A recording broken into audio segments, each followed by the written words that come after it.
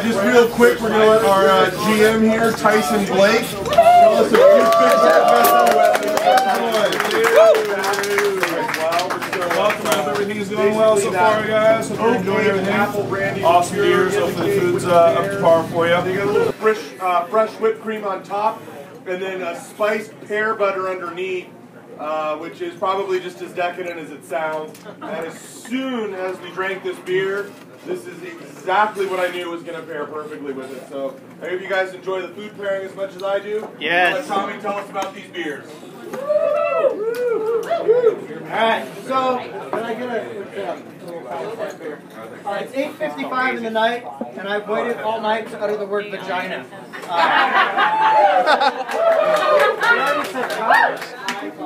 I already said the word cock twice, so yeah. Well, you're just referring to the owner of Stone?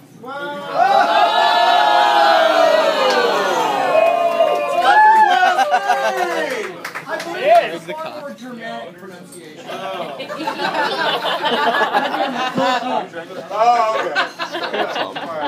Anyways, alright, there are certain parts of tonight that I really wanted to reference.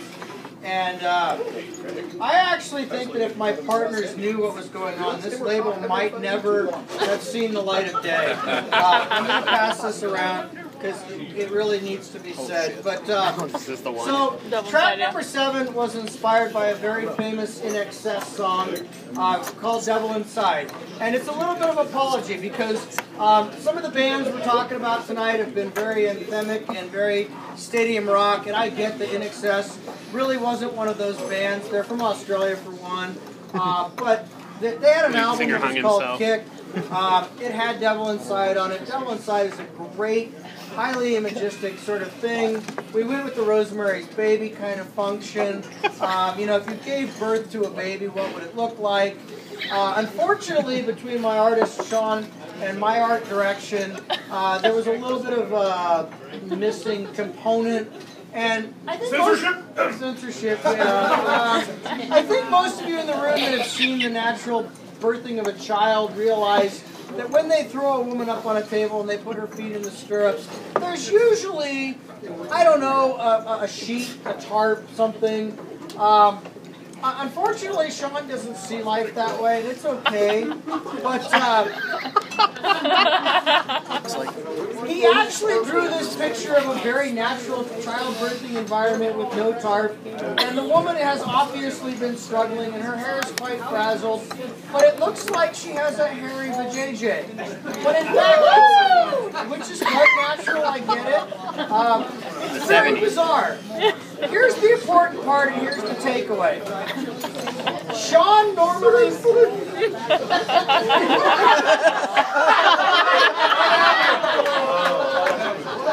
I have to tell the story again. Alright, this is my far away. I told you, it's going into the night. It's not silly! Alright, here's the problem. So normally Sean works with a lot of acrylic, oil on canvas type stuff, and he's able to make lots of changes on the fly. Track number 4, which was Sympathy of the Devil, or Sympathy for the Devil, was the first time Sean had ever painted with watercolors for one of our labels. It came out really nice. The texture was great. He decided for this one at track number 7 he wanted to go back around and do it again. The only problem was when he created this large, hairy mound that it couldn't go away. Now, I will point out as part of that also, the baby has an umbilical cord connected to it, and it was quite brilliantly red when he did it. And so we actually had to tone that down as well. This probably wouldn't pass the censors, except that it's childbirth, and so you get to claim a lot less rock and roll and a lot more natural. And so there isn't as much indecency going on here as running with the devil in a Trans Am. Firebird, my bad. So. Alright, that being said, this is being sort of internally categorized as the hairy vagina label. We're moving on.